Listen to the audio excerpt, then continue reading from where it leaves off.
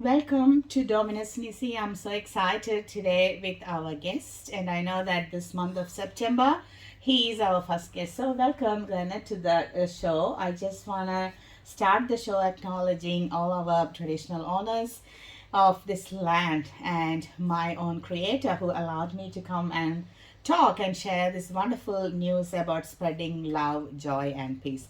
So, welcome to our show. So, can you please introduce yourself, who you are, and where you are from, and what are you doing? Thank you, Bismi, for having me here today, and the friends who have introduced me to come here this evening. Basically, I'm basically from India, and we migrated to Sydney and now settled in Melbourne around 99. That's when I came here. So I've started working with Centrelink. I've been there for the last 20 years, and then did some studies in social work, and for the last 10, 11 years I've been working as a social worker. So that's related to my work. Yeah. Do you want to know? So, tell me about your family. Family, Yes. okay. So yeah, I've got a beautiful wife and two beautiful girls. Yes. So 3 women, you could imagine how That's- challenging it That's is a to deal blessing. with. It's a blessing, I would say. It yeah. is. So very, I'd say I'm blessed to have 3 of them, very beautiful, all beautiful ladies. Yeah. And yeah, wife works in an insurance company, CGU. 2 girls, one is doing a uni, she wants to do psychology and clinical side, and the second one is doing year 11 in solution. Yeah, okay, so you got like almost like a big good family of adult, and then Yeah. everyone understands. So and then by faith, are you a Christian? Yeah, I'm a Christian Catholic. Yeah. So born, my parents, grandparents, all have been Catholics. Yeah, it's interesting to I know I got your referral from Gilbert, and Yes. then all the good works that you're doing, but I didn't know that you're from same same hometown, like you're Yeah. from Kerala. Yeah. That's great. That's right, yeah. So my listeners, you know that my guests will be some speciality spreading love, joy, and peace. And then let's see what he is doing here. I know that he is spreading lots of things around a specific organization, and I would say the fruits of that organization is coming around from Sunbury to Water Garden to the Wyndham and all those areas. And Wyndham people are really working and then spreading that good news to other people as well. And that's the reason you are here. Yes. We want to know more about it. So tell us, what is this Give Until It Hurts? So the name "Give Until It Hurts" actually is from a quote from Saint Teresa of Calcutta. So she is a patron saint, I'd say, who has really spread love, joy, and peace all over the world. So she has come from a different country, come to India, and did service to real poor people in the streets who are destitute.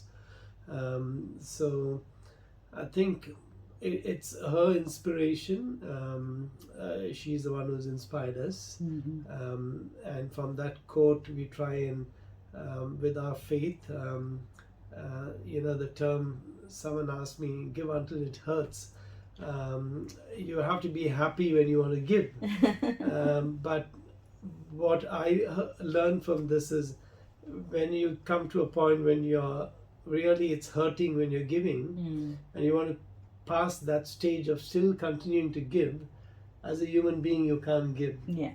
You need some other spiritual higher than you to give you that strength to keep on giving, and have that compassion for people we deal with. And I think it's the faith that is really helping us to, most of the people who are volunteers with us, also people with strong faith. Yeah. So I feel the clientele that we serve as well are people who are really struggling in life. Many of them may not have faith. Yeah. Very few may have faith. But the ones who do not have faith, how many times can we be forgiving because their behavior can be repeated, the same Yeah. mistakes that they make in life, choices, but then we just give them hope, Yeah. and we still love them, and we don't say no in spite of them hurting themselves and repeating Yeah. that behavior. So I think we work together as a team. We do debriefing, and we have volunteers spread out in various councils. We've spread it out that way. So we've got Hume that covers Sunbury, Broadmeadows, Wyndham. We've got Tarneet, Hoppers Crossing. We've got volunteers here. And at the moment, our volunteers in Wyndham are looking at. We felt that there's a need in the soup kitchen area. So a lot of people are struggling financially. So we're wanting to start some soup kitchen somewhere, maybe in a neighborhood house. So I think it'd be good if we could get some volunteers to help and support in that particular project, which will be hopefully by early next year. We are planning to have it up and running. Yeah. So at this stage, we are just getting volunteers, identifying a place, and then we do some fundraisers and do some training for the volunteers. So that's our plan. Yeah, great. So can you just give us a bit more about the organization? Like, when did you start, and what's your core values? And I know that you are helping all the vulnerable people and the needy people. So what will be, what should be the reason that you started this? So is there any specific incident that helped you to pick this idea, or is it your call from the beginning? So actually, we have two. I'm a co-founder. So we've got one of my friends who originally started making burgers, fresh burgers in just near Victoria Market. So he used to go there every Monday, Alistair, prepare burgers, fresh burgers. He used to get donation from Aldi, and he used to prepare and give them real good burgers. So he did understand, because he was a driver. He used to see a lot of people sleeping in the streets, and then he felt, okay, maybe there's a need to reach out to these people. So that's how it started in 2017. And it continued every Monday. He did that. I was not part of it at that time.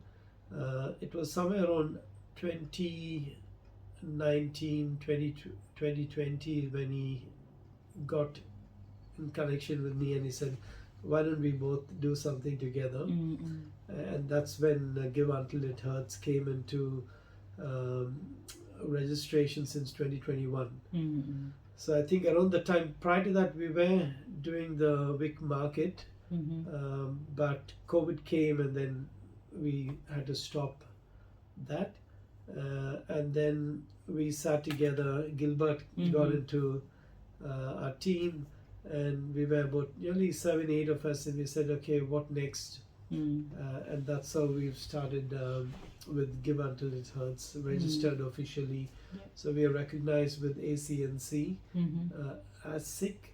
And the good news is, recently, 21st of June, we also have acceptance from the tax office. So any donations above $2 can be claimed on tax.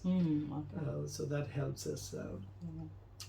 Our values are more in terms of, I think, that compassion from our faith, love unconditionally.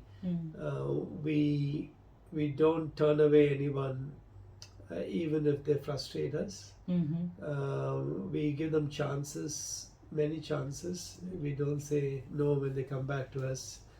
We still engage with them, and we give them hope. Is that mainly through food, or is it more of like helping them through their life?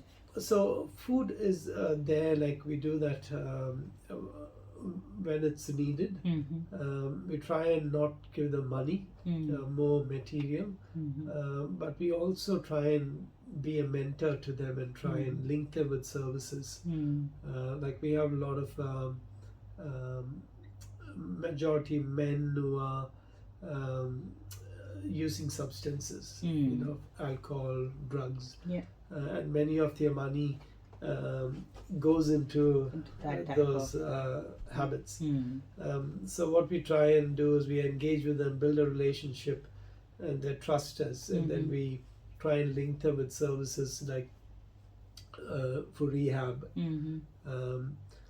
or we do some programs that could link them in with programs like change behavior programs. At the moment we are in Sunbury, we are doing a program so we're getting a Northern Legal Community Centre, a lawyer who's going to come and talk to women who have been affected by family violence.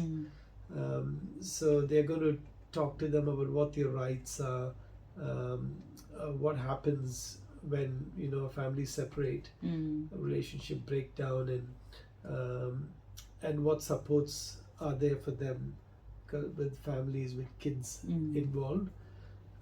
So we are getting that speaker to come and talk to that cohort of people. At the same time, we're going to follow up with a peer support group, so that these women can continue to engage with us, and then we could give them the help and support they need to, so that our main goal is to have the family unit together. We'll try as far as possible for that to happen, but if it's really irreparable, then we need to work in terms and see how we can support the family with the kids, so that they get financial support through Centrelink or employment and pathways to being financially independent. So I think that's one core area we are focusing at the moment in Sunbury. Our volunteers are really strong, and we are working on that peer support group. Also in the Brimbank area, we've got a group that is working on that same project. We also have another team in Dandenong Council as well. So that team is also looking at a soup kitchen at the moment, and they do a lot of fundraisers. As a whole, GUIH, we also distribute during Christmas and Easter time. We distribute some hampers to families, and there were some people in Wyndham who were refugees as well. So we reached out to them. So yeah, this time of the year we'll be busy fundraising and getting the list of people who need that help and support for during Christmas time.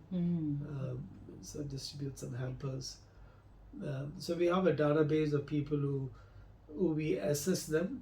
We find out what their needs are, and then we try and see, are they getting income support from Centrelink, or if they are working fine, do they need counseling, because we got some professional counselors as well.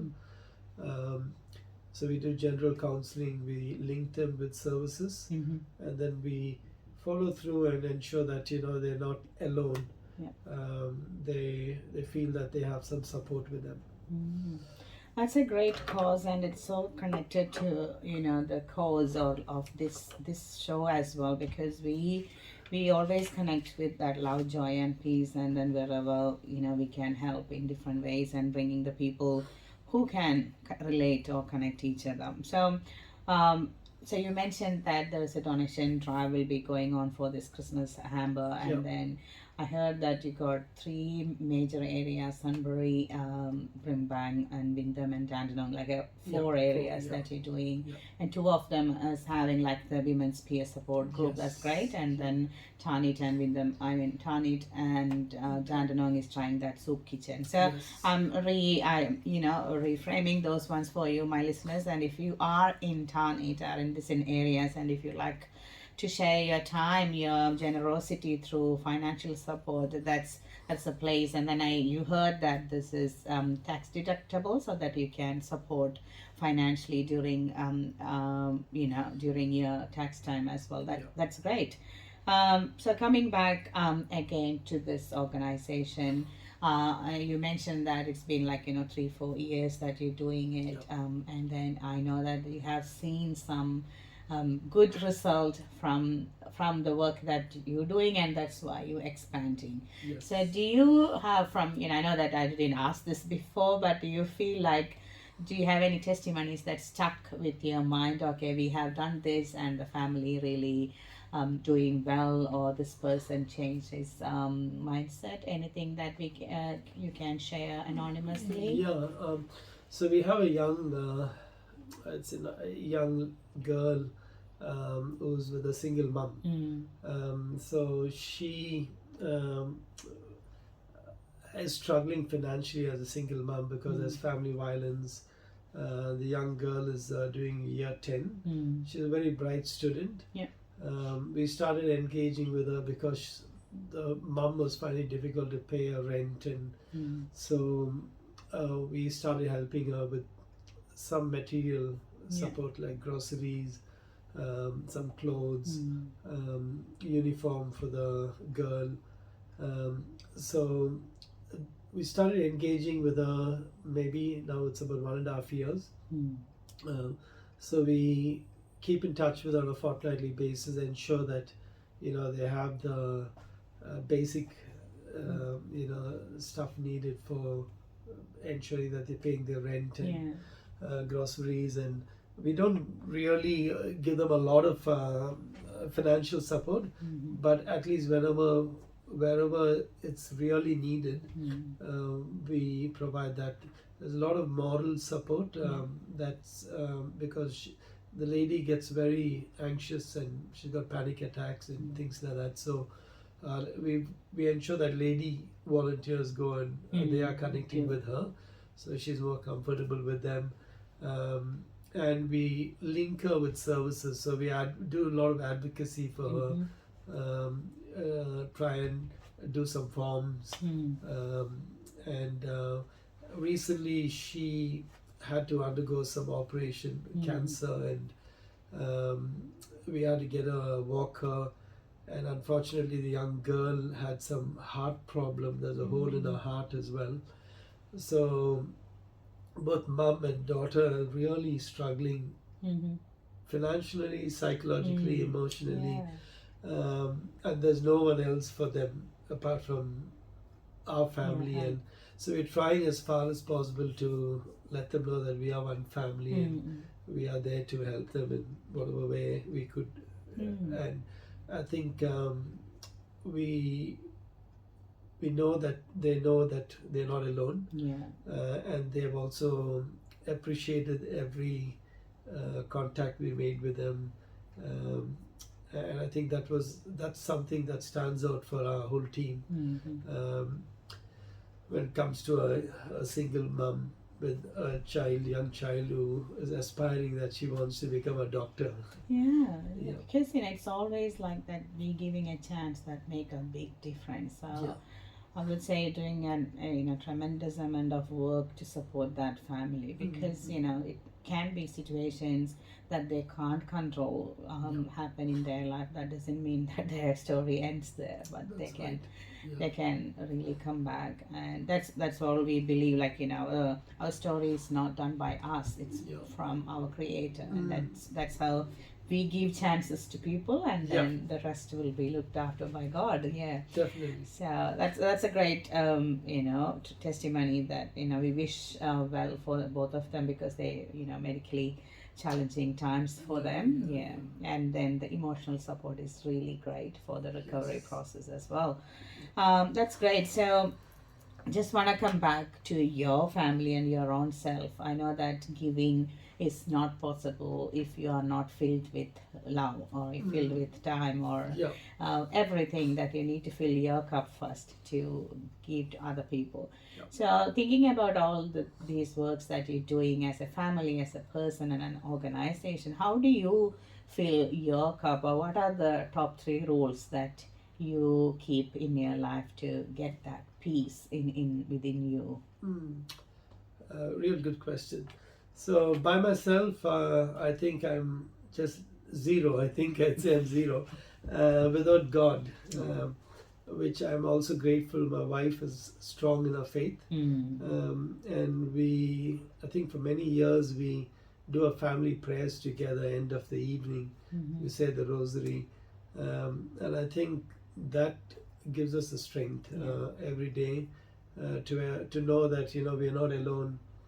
We have someone else more stronger than us who can walk with us in this journey. So my wife understands that I'm passionate about this. I have a purpose and I love doing what I'm doing. So she gives me that time off to do what I'm doing. And at home, I try and help her. I'm not a cook. She's a good cook, but I try and help her wherever I could in the housework as well, because she works full time as well. And my girls as well, both they also do their parts whenever they can. I've got a 91-year-old mum who's got little dementia. She lives with me, and my wife has been really beautiful. Like, she looks her after like a daughter. And I think as human beings, without someone else who's more loving, who's more caring, and who gives us those gifts, it's only we draw from him. That when we are empty, we get filled with His Spirit, and it's just solely through God that we are able to repeatedly do it day in and day out. And we don't feel we're getting burnt out. As human beings, we can get burnt out, but every day, because we say our prayers and we get that strength from God, and we also try and attend Mass, daily Mass in the morning before going to work. All that really gives us the gifts and the love and patience and the peace and the joy inside, because end of the day we know we are doing not what we want to do, but it's what God wants us to do for His people. Exactly. So what I was hearing when you were telling is like, you are not taking this as a career or option, you're taking this as a vocation. Like, if it is a vocation, that means you don't get burnout, because you're not doing someone else's job, you are doing with God, for God. Like, it's a bit more different viewpoint if you are thinking that way. And I think sometimes when we are doing too much volunteering work, and then God is a part, then you feel burnt out. But what I can see is starting your day with a Mass and then ending your day with a family prayer is really good way to connect back to God every day in a regular basis. Is sort of like a refilling your cup for the next day. That's great to see that you have beautiful family journeying together, especially with your mother as well. That's a blessing, because in this country and even in India, old parents are going to their own old age homes these days, and then we spend sending money out. But you're showing another model, that bringing here and then looking after them along with your busy life. That's a great way of showing what's your core values in your life as well. That's great. So thank you for that, sharing that, because it's really encouraging to listen from people. Oh, this is doable, because it's a full-time job and voluntary work, looking after the elderlies, and at the same time continuing your spiritual life in a way. So it's doable, because everyone got 24 hours, but how we prioritizing is a bit different. So it's really encouraging. So thinking about your organization and then helping for a real good cause and connecting that to Mother Teresa, it's really like encouraging and inspiring. So what's your future projects? So you mentioned some, like family violence affected people, and then Christmas Hamper and Soup Kitchen.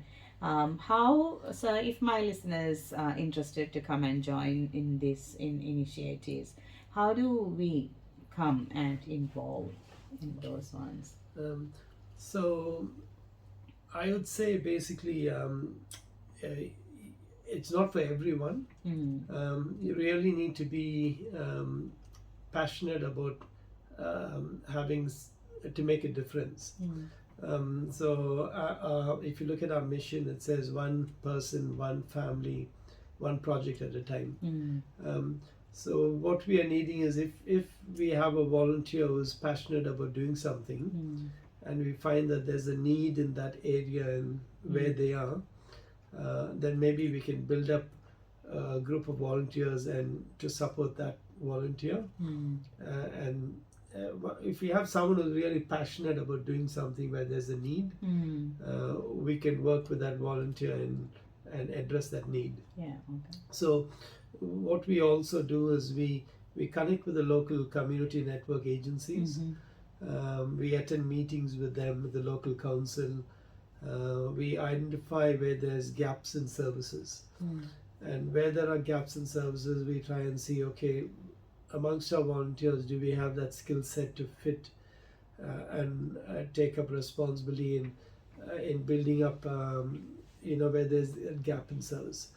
So far, like in Sunbury, we felt there's no women PA support group supporting women who are experiencing family violence. So we felt there's a need there, and likewise in Brimbank.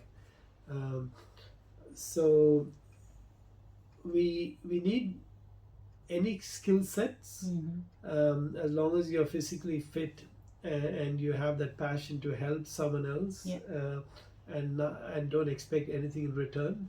How about the time frame? Is that ongoing, or is it like okay, I can do once off, or I can do 6 months, or how? So usually we do our outreaches once a month.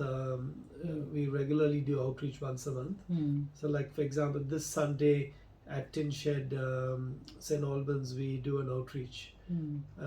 So volunteers come, they attend, they engage with people there, so they get a little bit of an understanding of how we connect with people. So we do that monthly basis. It depends on each area. Like say for example Sunbury, that can become fortnightly. We did a winter soup kitchen just now. That was every Friday. We used to provide soup and bread from Baker's Delight, Sunbury.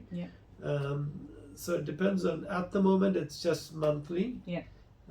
Sunbury can lead to fortnightly. And if we get a council grant, which we've applied for Brimbank, that can lead to fortnightly community programs as well.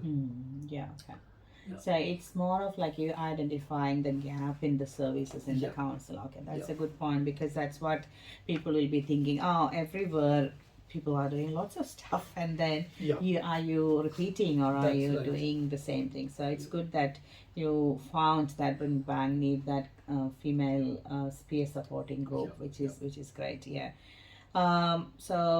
So if anybody interested, I think the first step is to come and find out the outreach program, right? They could come attend that. They'll have an understanding what volunteers are doing. And usually all volunteers have to have working with children, register GUIH, get that card, and then they should be able to join with us. And then we could help them with getting trained as well. Great. So you mentioned about the soup kitchen plan for Tarnit, which is closer to our cohort. Can you share with us, like, what's the plan, and how is that any like a people or committee that we can engage if people are interested, or the plan for future, like which date will be, or what will be the time of involvement? So one of our volunteers, his name is Bernard. Bernard is project management. So he manages the project side and even the human resources. So there are few new volunteers in the Hoppers Crossing Tarnit area who have been in the field of community development, and one was into catering. Mm. And the other thing I want to say is we are not religious based. So we have like a Muslim working with us, or a Hindu, or any other religion. So we don't discriminate with, our charity is open to everyone. So the volunteers from here, we've got a Muslim and Christian new volunteers who joined in. So we are going to have a meeting with them because they are very keen to start up a soup kitchen.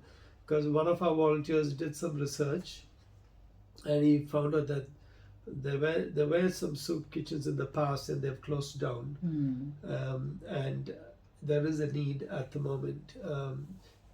So what we need is we need volunteers first, and once we have the volunteers, then we'll approach, like Baker's Delight, if they could donate, some bread for us, and we'll just start small. We're looking at maybe a neighborhood house, because Sudbury we operate from the neighborhood house there, and then we could probably distribute some food packs, or connect with people, on a weekly basis, do soup kitchen, and that's a good way to connect with the local people who are struggling financially, and get the help and support that they need, so that on a ongoing basis that they have that help and support. Exactly. So yes, if people are interested, please go to GUIH.org website, send an email to us, or just contact us via the mobile phone, and we'll get back to you all straight away. Yeah, okay. So I will I will really invite you to come and then do it, because it's great. If you are in Hoppers and around the area, and then if you got some time, go to that website, GUIH.org, and then add your interest there. So, and that's the phone number. Okay, so I'll share the phone number as well. So if you are really interested to call and connect, it's 0435 661917. So 0435 661917. So that's a really good way of connecting and then giving your time and for the people in and around your community. So far what we heard is what the community is doing, what this person is doing, and then how it started, what are the people around our council is doing. So I just wanna check with you, what else you can share with the vision of this organization or the future, or about your experience. You mentioned that you're open to everybody, not to just to one religion. That's awesome, because everyone deserves living well, and everyone got the right to live peacefully in this world. So what's your you mentioned your vision, your goal, but if you look at your future things, and you started something in Dandenong as well, and then I know that this will not just start without proper planning, proper maintaining the sanity, security, safety, and all those things. So tell us about your vision, and then the way that it's going to help the people around Melbourne, I would say, because you're spreading from Sunbury to Dandenong now. So I think our main focus will be, as I earlier said, where there's gap in services.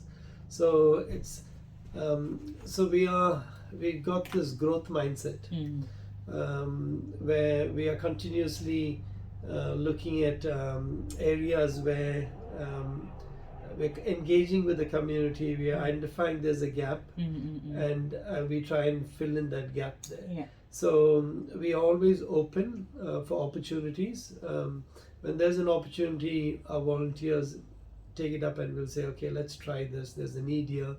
Let's go with this. And so far, that's what we've been doing. So I wouldn't say we are closed to say we're only wanting to help people with drug and alcohol, for example. So We'd love to have people with different skill sets who are professionals. Yeah. So someone who can specialize dealing with drug and alcohol, or a psychologist, because there's also a real shortage of psychologists for counseling, and I find that many people are struggling psychologically. So if we could really spend some time with people who are struggling psychologically, to ensure that they are feeling supported, and get them with their mental health stable. Yeah. So I think in the long run we are looking at more training our volunteers with mental health first aid, the skill set of working with communities, and also being sensitive to the needs of individuals, being non-judgmental. So yeah, open with a growth mindset to grow, embrace opportunities, and build networks, so that we are seen in the local community that we are really making a difference. And that's our main vision and goal. Yeah. Just Okay. make a difference. That's great. That's what we need. Even it's I like the way that you said one person, one project. Yeah. That type of call. That means you're giving that full attention to that particular project, and then you're making that big difference. So that's a great vision, and all the very best for that. Thank you, So thank you. before ending our show, I would like to check with you what will be a message that you can share with our listeners. Beautiful. So we made up a song, Oh, okay. and the song is, it's not about me, Mm-hmm. it's not about you, Mm-hmm. it's about us and the goodness of all. Mm. So I have a violinist who he knows how to play it, but he's not here. And it's just that, it's just not about me, it's not about you, but it's about us and the goodness of all. Yeah. That's So great. that's I think ultimate goal is to ensure that no one is left alone, and everyone are included, and everyone feel that they are together and not by themselves. Okay, so that's great. So Yeah. thank you. That's a good Thank you, message. Destiny. Seriously, because in this world, everyone thinking about us only, inside or my own things, or rather than thinking me and you, it's about us and our goodness. That's a great way of sharing that love, joy, and peace to the other people. So we wish all the very best for GUIH.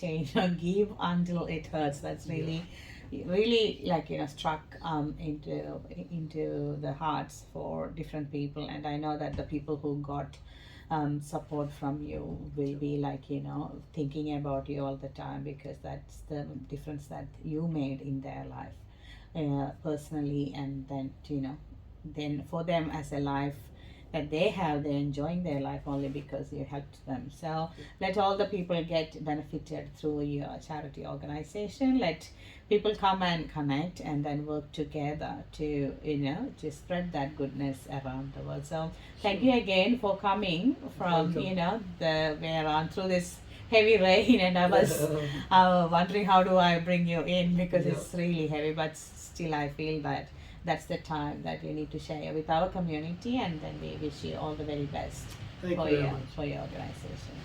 Yeah, and thank you for having us. And I think we can do it together, only with the help of God, and all glory goes to Him. Of course, yeah, that's it. Yeah.